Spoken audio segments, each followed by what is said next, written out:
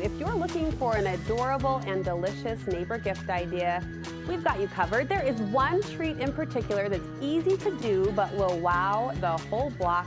Baker Khara Westergard is joining me in the kitchen. Great to see you. She looks like Christmas embodied, don't you? Good to see you. You look so lovely, you. and this looks so lovely as well. You are turning our focus to one special dough that you say is growing in popularity. Yeah, it really is. So it's really a pâte sucrée, which is a French word. Pâte sucrée. Yes, but really it's a sweet tart dough. A sweet tart dough. Yeah, and everybody's been using it. Everybody, it's getting popular. It's the thing. Has been using it as a cookie dough as well, because it lends to a really creative ability. You can add all different flavors with it because it's a very lightly sweetened European dough. And so you can just add all the flavors that you want, and it's not gonna be overly sweet because of itself. Anyway, and then also you can play with it and just manipulate it so well. So lots of creative options. Yes, very versatile. Yes. In terms of one recipe doing a lot of things. As we can see, these all look amazing. So the you. dough itself comes together really simply. Yes, only 6 ingredients. It's really simple. Much like a butter dough, or a butter cookie, excuse me, but a little less butter. But it won't be hard at all to make. But what I want to focus on is just what to do with it afterwards. Yeah. So we're going to start over here. What I was loving this year was these mini tarts. Did you make those really? Yes, they're so cute, my aren't goodness, they are perfect. Thank you.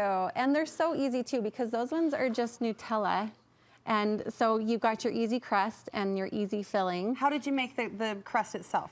So the crust is just our 6 ingredient dough. Oh, right, but like the shape. Yes, let's show you. So I like the scalloped edge here, and we're going to just punch it out real fast.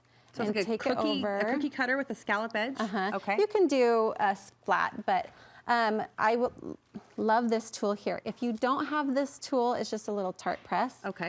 You can get a shot glass or something else that you have at home. Look like my Tylenol cup. No shot glasses in my cupboard, but I do have a few Tylenol cups. And this one's just like a dollar store disposable, you know? Yeah. But anyways, you just press it right down. So the scalloped edge preserves. Look at that. Isn't that adorable? Bake it up like that? Yep, so you can bake it like this and then you can fill it later. I actually filled these ones before baking because I wanted the Nutella to harden up a little bit so they'll be easier for packaging, and it's still nice and soft inside. It's just a nice skin on the outside. Piped the Nutella? So I just squeezed it right in. Okay. So squeeze it right in, and then you can top it with, I actually made my own tiny bitty little cookie cutter. Did we see these? I don't know if we saw these from the horizontal view, but those are darling.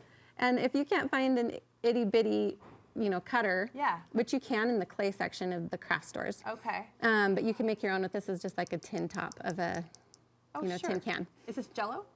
So no, that's a raspberry sauce. So filling. Yes, yes, and this one actually it does have it has the Nutella underneath it, and then some raspberry sauce.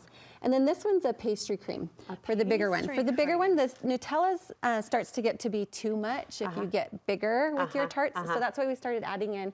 You can add all different things. You can do, pie fillings. You can do curds, and so many, like anything. Okay, so fill it. That's one way to use this dough, is to fill it. Yep. What's another idea? So this is the original, by the way. So this is the tart dough, right?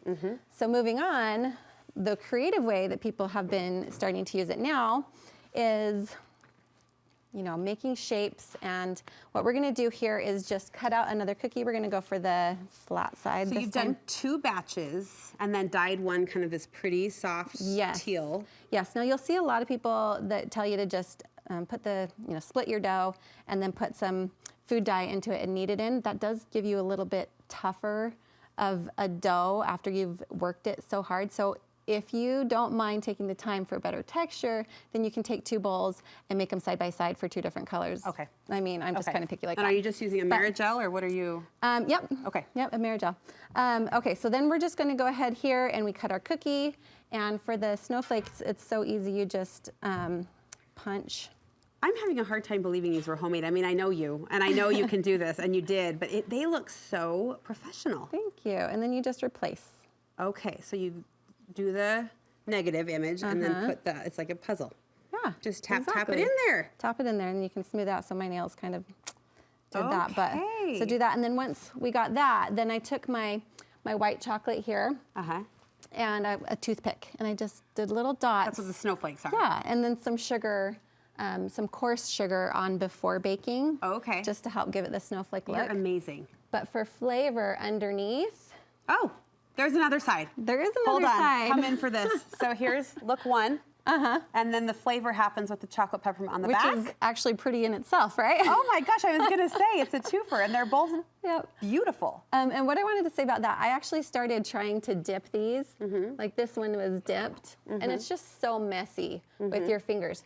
If you can just take your cookie, flip it upside down, and spoon on your chocolate, and then sprinkle on this, and then set it like that to set. Is the texture of the cookie chewy? May I? Is it chewy? What is it? It's soft. It's delicious. Sorry, I couldn't stare at But those really, all you morning. can bake these at any doneness that you like. If you like it soft or if you like it more crispy. This is delicious, Khara. And the snowman's necktie, scarf, another word for necktie is scarf. Frosting? That is all just candy melts. Candy melts. Candy melts, toothpicks. And so I also took like a freezer bag because it's nice and thick with the warm chocolate and the tiniest little snip off of that corner to pipe on the details. All right, look at these. So what do you even call these? So these are our Christmas tree cookies. Oh my gosh, what are they made of? Toffee Crunch Christmas tree cookies. So inside the dough, the difference I did here at these ones is that I added toffee bits, a bunch of Heath bits, you know, to our dough. And that just gives us a nice, interesting difference here. And then we dipped it in some chocolate. Okay. And then this is homemade marshmallow. And it's really not that hard. You just gotta try it once and be like, oh, I can do this. How do you make it, on the stove? On the stove, yes. So you have a little bit of gelatin and you have your sugar that you cook on the stove up to like a softball stage, and then you combine them in your mixer until it whips up. Okay. And it's really just that simple. Do you pipe it so warm I'm or gonna cool? show you. Oh, I think. I'm not sure. Actually, we didn't prep it. Do you want to just go. Tell them about how those toffee bits taste. I love how these cookies taste. They are very delicious. What else, Khara? No, really they are. And the creativity, this is where I earn my income. The creativity is unmatched. How much longer do I need to keep talking and eating? I'm coming right now. Here she comes. Oh my gosh. So sorry. Okay. No, you're fine. So we're going to. This is cooled. So this is actually a cool whip because when you do make, not cool whip, sorry, whipping cream. Whipping cream. When you do make marshmallow, you have to use it right away. It has to be warm? It has to be like fresh made, and then it sets pretty soon. So you just gotta use it right away. So I know we didn't have the time. But same idea. Yes, same idea though. So we're just gonna squeeze and lift, and squeeze and lift, and squeeze. And the marshmallow would set up, I mean. Yep, and it just pulls off nicely. It's got that nice little. And the little beads, the pearl sprinkles on top. Yeah, so these are little crispies that I got from Westergard's, and oh my goodness. I just thought those were a better texture than hard sprinkles. Okay, this is amazing. And if it isn't already good enough, it gets better because you've got the cutest way to package up all of these goodies too. That's right. Okay, so over here, since we're over here, I found these cute little houses on Amazon, and you could stick, just one inside of here. Just stick it right in there if you wanted to give somebody one treat. Darling, we've got a little tray. There you go. So if you want to give somebody, you're trying to protect the tops, right? Yeah. So if you get a bread bag and then put your little tray in, and then just trap the air. And 30 seconds, tell us about these treat crackers over here. So, the crackers are so fun. Everybody loves to do these crackers. And I love that these are gonna fit like right inside. Where do you get in those? that? So these are Amazon again, so share the links. So delicious neighbor treats and creative ways to package them up. You are the whole deal. Thank you so much. You're amazing. Where can we get more advice from you, recipes from you? Come find me on Instagram at Balsamic Baker. Balsamic Baker will link you. You always wow us, but you wowed me today. These are fantastic. Thank you so much. And thanks for the treat. Forget your props anytime. Course. I'm happy to eat the stall. Always, always.